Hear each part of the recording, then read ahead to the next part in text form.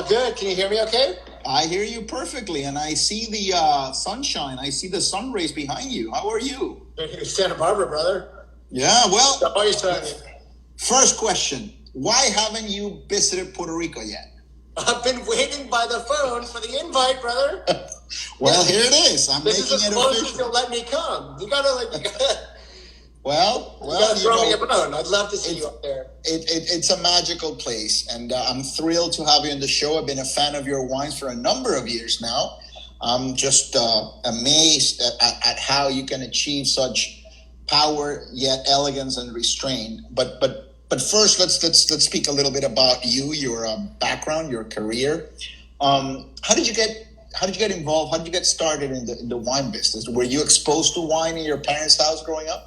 No, that's kind of the funny thing. You know, I was raised in Los Angeles and kind of a latchkey kid in the 70s. And my folks divorced when I was pretty young, and my dad moved back to the East Coast. And my dad and stepmother were into wine. And so when I'd go visit them, you know, they let me taste whatever they were having. But like as far as a normal wine upbringing, I really didn't have anything. You know, I was drinking beers with a fake ID and wine coolers and whatever. And then I went to school at UC Santa Barbara. And I taught French there right after I graduated, just for a year. And then I happened to get a job in a local wine tasting room for no reason at all. I just happened to open up a newspaper, and I thought, oh, that'd be fun, like learn about wine and give tours and like meet people and hang out and eat free crackers and breadsticks. And so I took that job. And fortunately for me, that was just over 30 years ago. And Santa Barbara Winery's vineyards are in what would become the Santa Rita Hills. So for 30 years, you know, I've only worked in this area. I'm a product of this place. I was essentially born here professionally. Yeah. And so we'll get into that. We'll get into that in a bit about how Santa Rita Hills came to be. But first, do you have in your memory or in your recollection that first unicorn wine, that first sort of wow moment, that wine that blew you away and made you think, well, there's something more than just a beverage here? Can you recall that first wine that knock your socks off? Yeah, I mean, I think it was like a year or so into working in the tasting room. You know, I'm like 22 years old. I'm still really young. I was just hired as their assistant winemaker at this point. And it was two wines at a very similar time. One was 1987 Rocchioli Vineyard Pinot from William Sellium, my dear friend Bert Williams, who's since passed away, but a huge influence on me. Beautiful wines. Yeah, and then the other was 1987 Jensen Vineyard from Calera. And so, you know, it was like that era and stem inclusion and minimal handling and just really, you know, beautiful. I mean, and those individuals have really inspired me. Those wines really sparked a huge interest and actually ignited kind of the direction that we followed for the past 3 days. Well, I'm a big fan of both, William Sellium and Calera. So I see a bit of, is there an homage to them when you make this savory sort of salty, crunchy, yet bold and elegant wines? Is there like, you pay tribute to them? Do you try to emulate a bit of those wines that you first tasted 30 years ago? So first of all, the way you say Calera is really cool. So okay. Calera. With your accent, that's strong. With the R. Yeah, I can't do that. But yeah, I mean, we're not looking to emulate anybody, but certainly to take inspiration from them, you know, and there's a resonance with those wines. There's a savory underpinning to those wines, and it's born out of not even looking to produce something savory necessarily, but the manner of upbringing of these wines is so minimal, and with stem inclusion and gravity and minimal handling. And I think the results of those priorities result in wines that present themselves that way. Do you make the wines that you like to drink? I guess the obvious answer is yes, but have you always tried to make the stuff you like to drink? Because some people make wine for commercial purposes and to sell them. Do you make the wines you like to drink?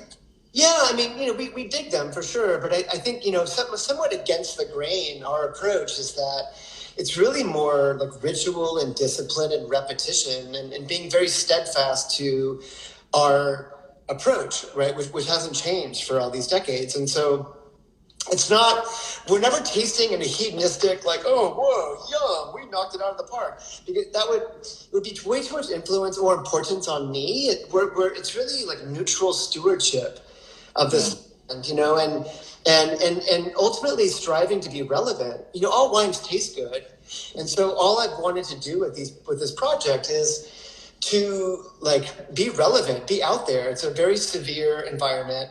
We raise wines in a very vulnerable way, and we've never wavered from that initial approach that we started in '96. And so as a result, they are what they are. We're very true to that approach. It's not for everybody.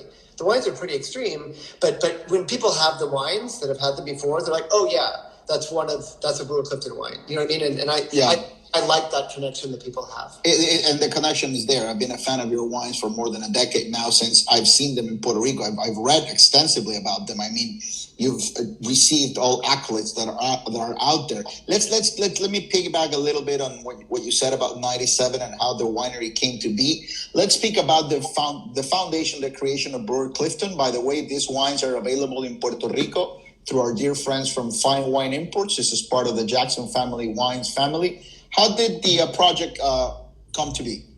Well, it was interesting. You know, it was myself and Steve Clifton and our significant others at the time. And we were just dreaming of it, you know, like you talked about so astutely with regards to Bird and Josh at, you know, Claire and William Selliam. It was like just like, you know, mashing up all these cool things that had inspired us. So it was a little bit them. It was like Jim Clendenin, who, you know, very recently passed away. It was such a huge influence on this whole on the world. It was amazing. Yeah, he was amazing. Force of nature. Yeah, and it's a huge loss. But his legacy will always continue. I mean, he was that kind of like presence. And so taking like a little bit of like Jim's thing and a little bit of all these others and just forging them into what would become Santa Rita Hills. And so we had this dream of doing it, you know, and so we saved up $12,000, which took us like 6 months. I mean, it took us a while.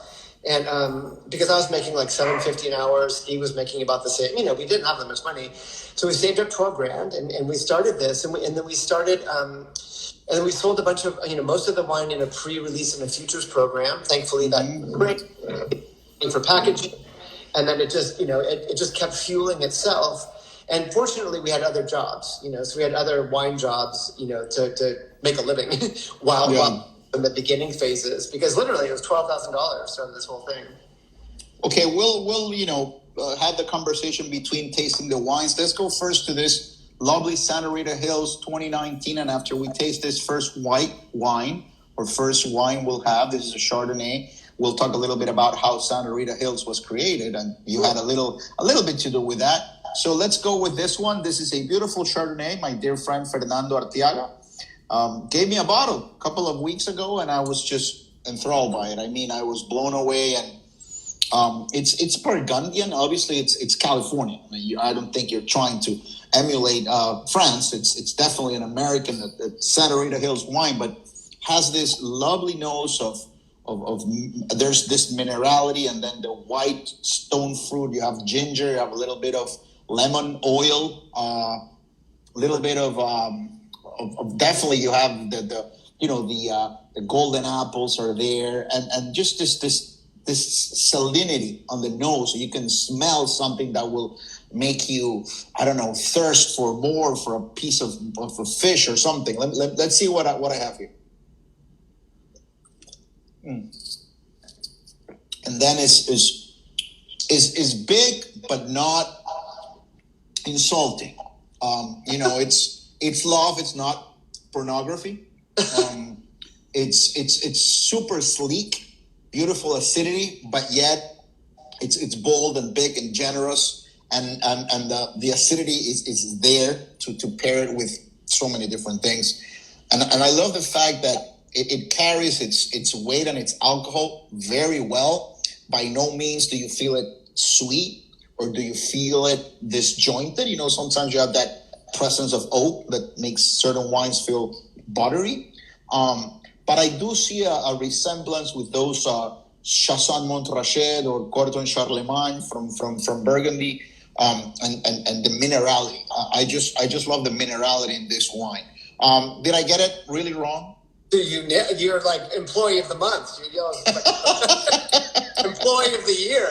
Yeah. It's a beautiful wine. A+.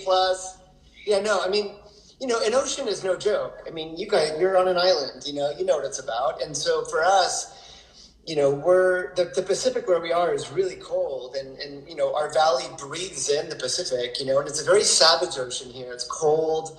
It's like white caps. It's threatening. It's not It's not like let's rip off our clothes in Puerto Rico and hang out on the beach. It's like let's bundle up and take a walk and like be contemplative here. You know, it's cold, and so we've got this cold ocean influence. We've got this very stark soil, and I think as a result, there is that salinity that I think is woven through the wines. It's a collection of everything we've got going on, and the upbringing of the wine is very strict. You know, so we do pick ripe. I mean, you referenced the volume and amplitude of the wine a couple of times. So there's horsepower in the wine from the fruit, but in the winery, it's very succinct. Yeah, so it's like we're starting with a heavyset kit on a teeter, but the upbringing is like a couple skinny ones on this side to keep it in. Yeah. So cool ferment, old barrels, no stirring, no mallow. So it keeps the wine this. You know what I mean? And it's natural beauty. I mean, sometimes you see I don't want to get too offensive here, but you know, pure beauty doesn't need a lot of makeup. You know, you see sometimes a person that you like, whether it's a man or a woman, certain men use makeup, but they're two different people sometimes. You know, for example, my wife obviously is a beautiful woman without makeup. I have to say this, right? She's white. Of course. But this is natural beauty. Certain wines have way too much makeup, whether it's, you know, the oak, the use of oak, or whether they picked so late that it's sugary, or the wine it's overbearing. What I love about this wine is that it's bold but yet weightless on the palate. It just dances, and the finish is quite long. I mean, it reverberates and stays with you. Let me ask you about this distinct logo that you have here. Your wine is so easy to spot because of this sort of logo that you have here. What is this? So that logo was taken from the ceiling of a restaurant in Santa Barbara called the Wine Cask. That was a beautiful incubator, still is, for food and wine people in town. And that's where all of our heroes would hang out. Clendenin and Bob Lindquist and Adam Tom, you know, Bruno from Sanford, everybody was there. And so, and Steve Clifton worked in the wine store. My now ex-wife worked in the restaurant. Like it was that kind of place in Santa Barbara. And so it's a stenciled ceiling. And one night I was looking up and I thought, oh God, that'd be really cool. And so I sketched it on a napkin and I presented it to the Cliftons, and they were like, yeah, that sounds great. And so I took some pictures with a disposable camera. This is 25 years ago. Yeah. I remember those. Servers like, why don't you use your phone? Like, phones didn't work that way then. But took pictures, had them developed, colored it in with a Sharpie pen, and that was our art. So it's a subtle Santa Barbara thing, you know. And you mentioned subtlety a couple times already today, which is really beautiful. And you mentioned the salinity in this wine, and you mentioned like the no makeup thing. And I think, you know, I love the vulnerability of that. I love like nature, kind of trying to capture nature in a very unfettered, very like primal way, you know, because with photos, you know, it's like Photoshop or auto-tune or makeup or something. You can overcorrect something, and you lose that core of like scars can be beautiful, and wrinkles. Scars and wrinkles are beautiful, and that's the hook. That's why you want to keep looking. You know, So and the wine is evolving, man. Now I get this upside pineapple cake and some delicious notes of nuts and brioche bread. I mean, it's unbelievably good because the temperature here is crazy, right? It's super hot. So I pulled this out of the fridge, and now it's been sitting on my glass for, I don't know, 20 minutes. So a white wine, when it loses that temperature, when it starts, instead of being cool, starts to get to the red wine temperature, the really, really well-made wines like this one shine through. I mean, I like to drink certain whites like this one at a red wine temperature because I appreciate everything. And this wine is something that, and the opposite for wines that are not well made, you just throw them in the freezer and then you numb them out, right? And you drink the thing like if it was a beer.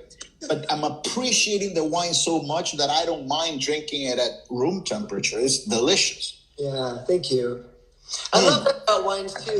I love encouraging people, especially when they're at home or they've got a little more time, to start almost on the cooler side, to overshoot on the cool side, and to allow the wines to like unveil themselves like a flower. I mean, the fact that in 20 minutes you're getting a completely different experience with the wine while you're thinking about me and this thing and our conversation is awesome. It's such a compliment, that the wine is taking you there. It's really special. And at the end, what stays with me, and it happens to me when I try Albarino, which is so close to the coast of Galicia, that you feel the ocean like a mouthful of ocean breeze, ocean spray. Here at the end, the finish of the wine, it's like biting into a lemon and throwing some salt and some apples, and it's amazing. This wine is unbelievable.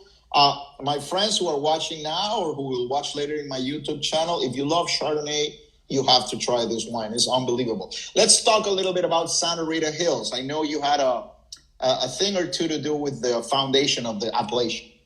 Yeah, so it was back in 97, 98, and about 14 or 15 of us got together, and we just, we really wanted to better identify this very cold part of Santa Barbara.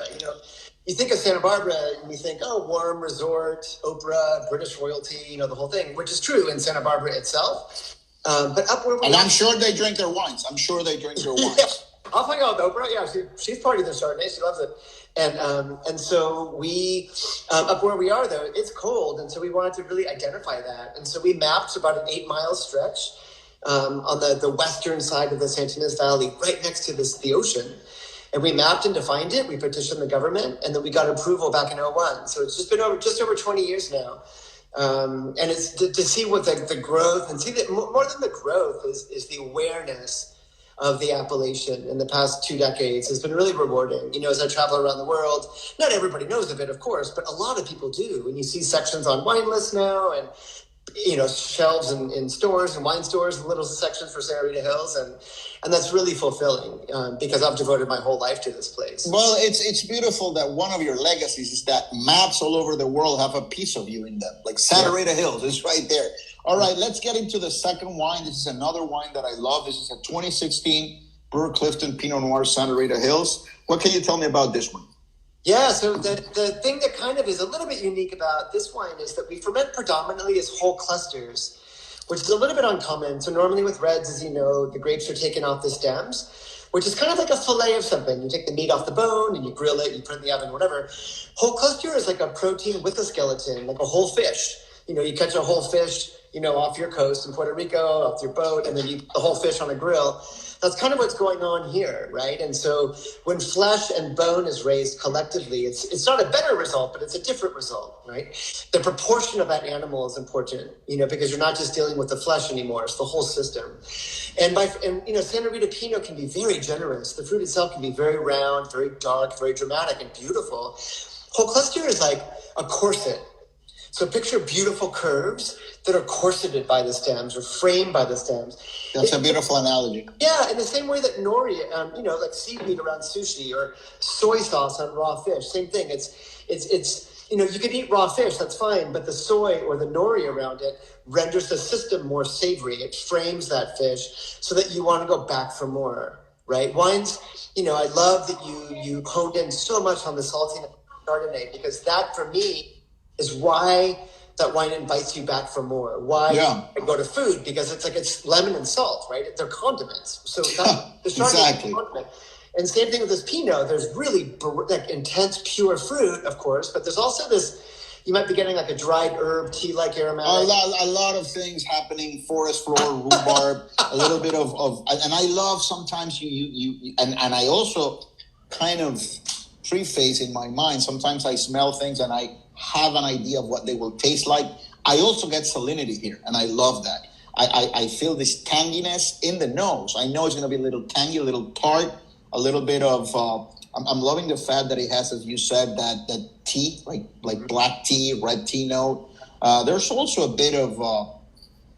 You have the red fruits, of course, the cranberries there, but there's this distinctiveness of clove. It smells a little bit like Christmas. I love that smell. And there's this, and I don't mean this in a bad way. Some people say medicinal, but I feel freshness. It smells fresh, like menthol. Like when you hit yourself and you rub a cream that's fresh and smells like, I don't know. I used to play a lot of soccer, and I would hit myself all the time, and they would put some cream that had this beautiful minty, fresh aroma. And I love how fresh and alive. It feels very alive on the nose. No, your reads on these wines. I'm not saying it because we're together right now. Like your assessment of these is really, I'm getting chills really because that's all stuff I talk about all the time. And for me, see, when I smell this, it reminds me of like visiting my dad in Connecticut in New England in the summer, and like wild berry bushes. There's something very wild, like the brush part of the bush, the wildness of those berries. And I'm completely with you with the holiday spice, the clove thing, and the menthol thing. I mean, sometimes there's elements in the wine that make me think of bitters, like Fernet Branca. Yeah. It's like that kind of the Amaro. Yeah, the Amaro. The Italian Amaro is like root. It's like there's this liqueur that I like as an aperitif or an after dinner it's made with roots, the root of a tree, bark. It's beautiful. And again, the finish is so long, and I'm getting some mineralities like iron, a little bit of soy. It's incredibly complex. And again, the where you have the comparison with the first wine is the salinity. I also have this ocean spray mixed with I don't know, a water full of red berries, red fruit with salt. It's a salad, a red fruit salad with salt on top. It's beautiful. Awesome. I'm so glad you dig it. Yeah, and savory, and the savor, it's very savory. It's delicioso, sabroso. It's delicious. Yeah.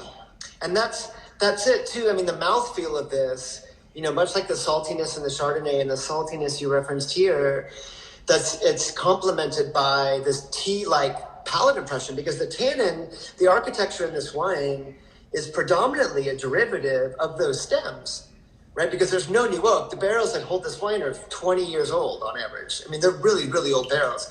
And so the architecture is found from within the system, from the stems. And stem tannin you're feeling right now, it's like tea. I mean, it's very like back of your palate, drying.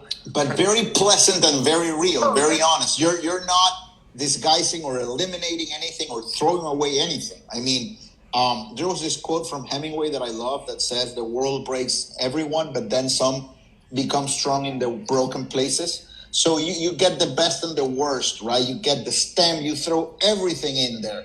And the result is, I guess, the interpretation of the soil, of the vines, of the vineyard, of what the year gave you, right? Whether it was a bad year.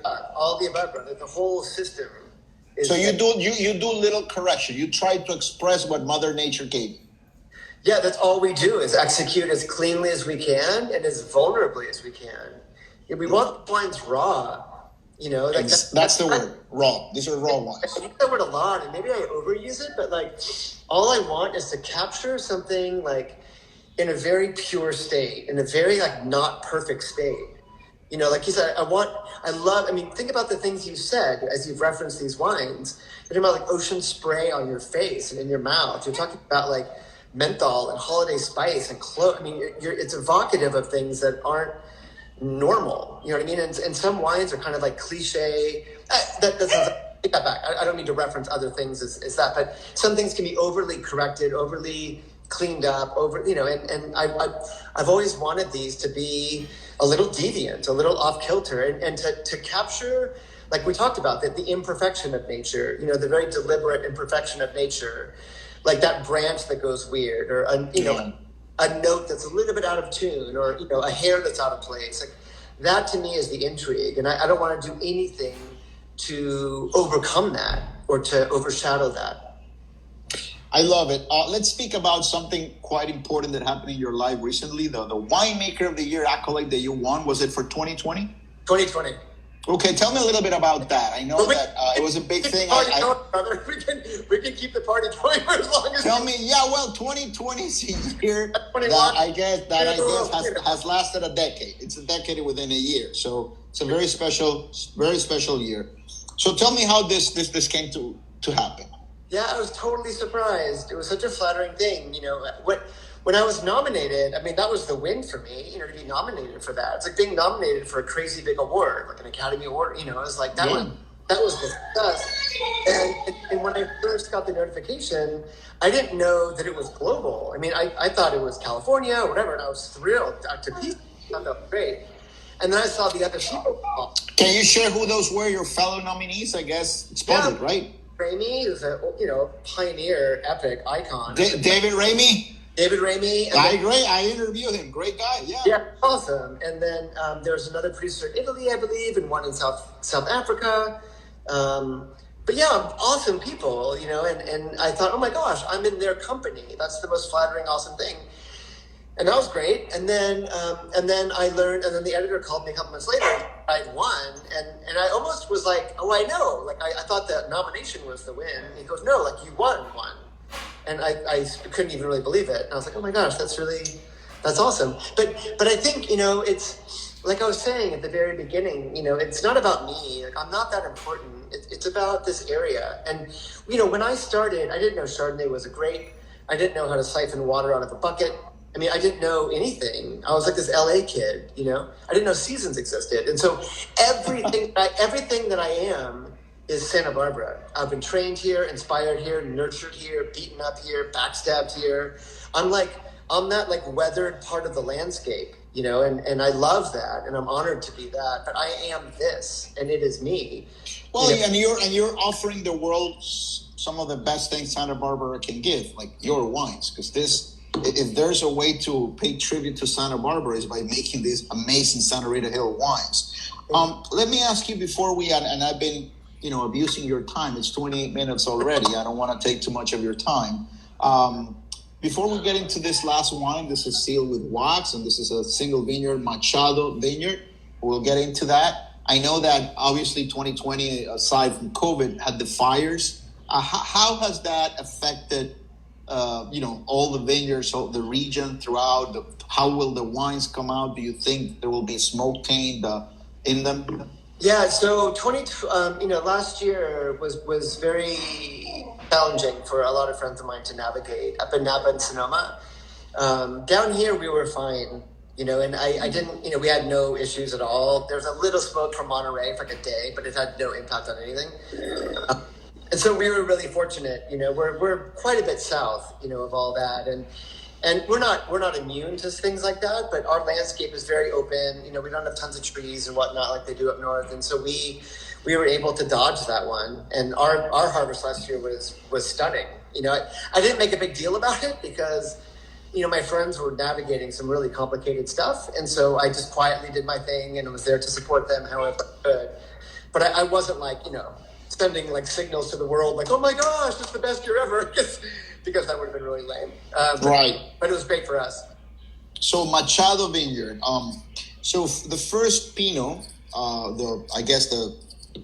don't want to say the word generic. I would never say generic with one of your wines, but this is obviously a combination of different vineyards, right? Yeah, it's the Ambassador wine. The Ambassador. It's all of our blocks and clones, like an orchestra, all assembled together. Here, did you ever smoke cigarettes when you were younger? No. There was this clove cigarette that. Can you give me a second, because I gotta get something. Of course.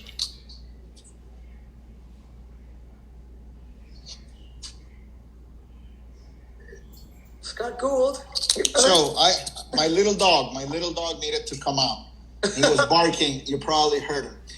So no, I mean I smoked some cloves like at concerts in the '80s, like the Police and Depeche Mode. Yeah, man, I didn't like smoke all the time, but it was an '80s concert thing for sure. The first wine is like a wine to be had anytime, right? Lunch, 4 or 5 p.m. It would go great with a piece of salmon even. But this single vineyard wine, it's a baby. I mean, it will be drinking beautifully for the next, decade or more, much more than that.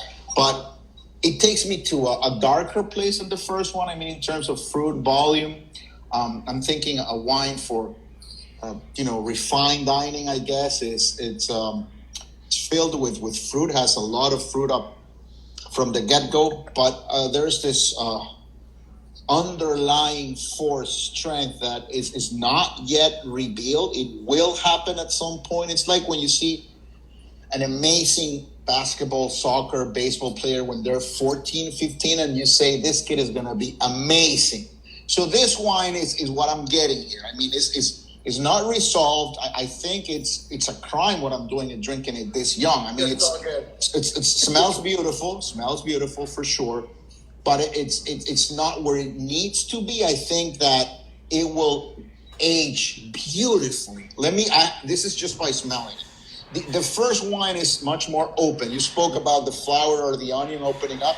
This second one needs space to evolve and breathe and open up. Yeah, there's just a little more. There's like a different bottom end there. It's also more singular.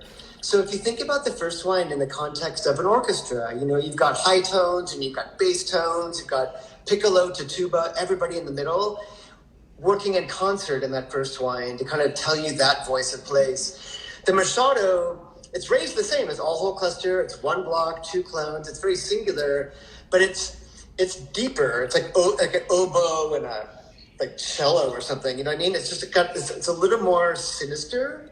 It's amazing. It's the same group of music. It's the same like orchestra, but we're just pulling out a more sinister, kind of darker, brooding. Element. And on the palate, the mouthfeel is Van Gogh's Starry Night. I mean, it's a lot of dark. It's a dark wine. It's an incredible mouthfeel, grip. I mean, it coats the whole everything. It's like a glove, right? In a good way, but. It coats everything. It's like a glove that you reverse it and it's stuck inside of you, and it's also crunchy and salty, and it has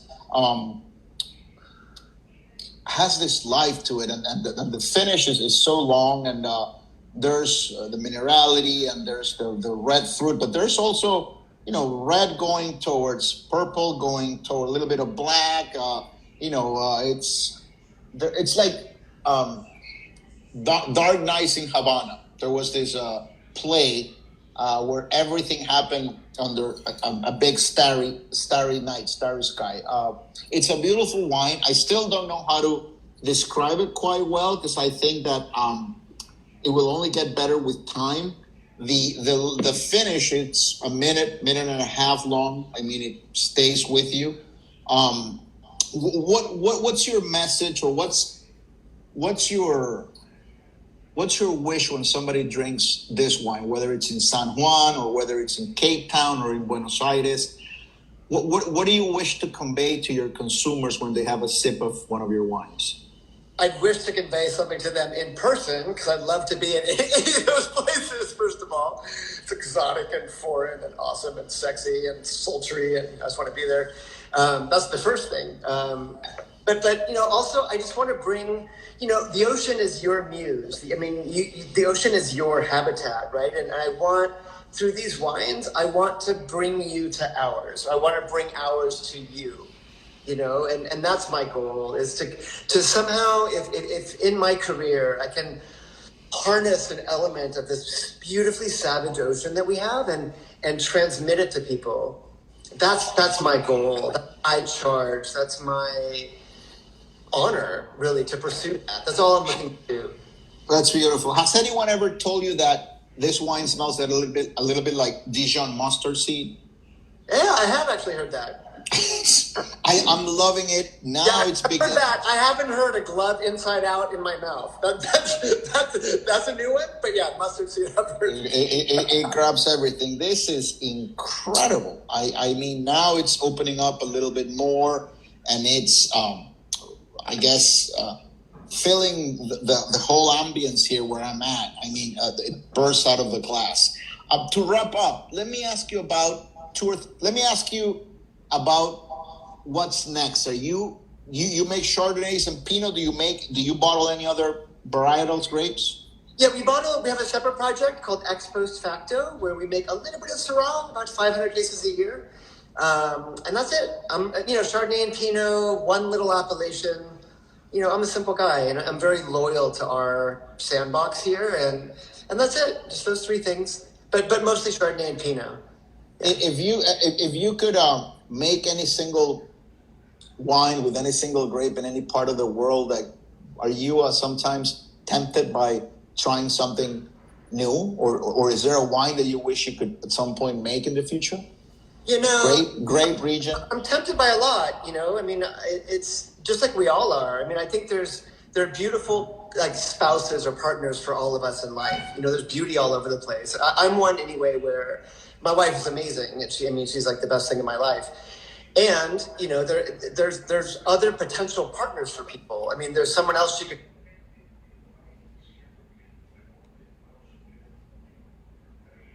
Texas, Burgundy, New Zealand, of course, and I'm here. So tempted, no. Intrigued by, yes. Appreciative of the beauty, sure. Enchanted by, of course. But I've put a ring on it here. And I think because of that devotion, the wines can continue to be raised with that kind of vulnerability. You know, I love wines from everywhere. I mean, wines are awesome. I'm here, and I'm very. And this takes me to my last question. Let's assume that a burglar gets into your place, but this is a nice burglar. He only wants to steal wine. He's not after your watches, your car, your laptop. No, he's a wine drinker. The burglar only drinks wine. So if the burglar goes into your cellar, what will he or she find? Like, what does Greg Brewer have there? That's not your wine. I'm sure you have a bunch of Brewer Clifton, but what do you have in there that the burglar can take away to his place or her place? I've got, a lot of things that my friends have made. You know, I've got some really dear friends here locally, like Matt Dees at the Hilt, and, I've got friends, Calera, and all over the place. My dear friend Scott Gould was on this call from Opus One. There's a bottle of Opus in the thing, and Scott Gould's a ruler, and he's just the nicest guy ever. And my friend Lamar's on. I mean, it's so nice seeing my friends on this. So there's a bottle of Opus in there. Some champagne from friends. My friend Pepe Reventos. There's a lot of. Pepe! I heard you, Pepe. Pepe's a character. I mean, Pepe rule. Your conversations with Pepe must be amazing because both of you are genius. Yeah, I've met Pepe. I love him. He's a character. Because I love having his wines in us. You know what I mean? When you're consuming, I want wines raised with gentle hands, and confident hands and composed hands. It doesn't matter where they're from or the aesthetic or the approach, the priorities, provided that the ethos and the energy is pure and the intent is good, and I think when you have that, the wines are like nourishing and calming and rewarding.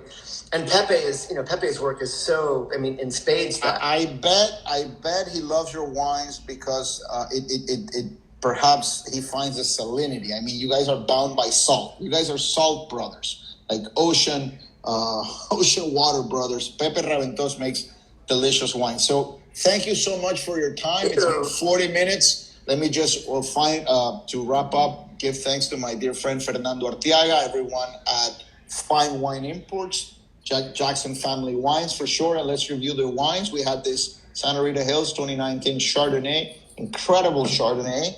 Then we went into this beautiful, lovely, ethereal, savory Pinot Noir. And then we had this massive beast. This is like Shaquille O'Neal on stilettos. This is like smoking bones with a glove in his mouth. Yeah, something like that. I really enjoy your time, and I do hope and wish that you come to Puerto Rico in the near future. It's a beautiful place, and I'm sure we can have a glass or two or three or four when you do that, and when everything comes back to normal. We're in a weird time, I guess. Yeah, we'll be out there soon, man. I can't wait. Take care, and you have an open invitation. Salud. Have a great night. Bye-bye. Thank you for your time. Bye.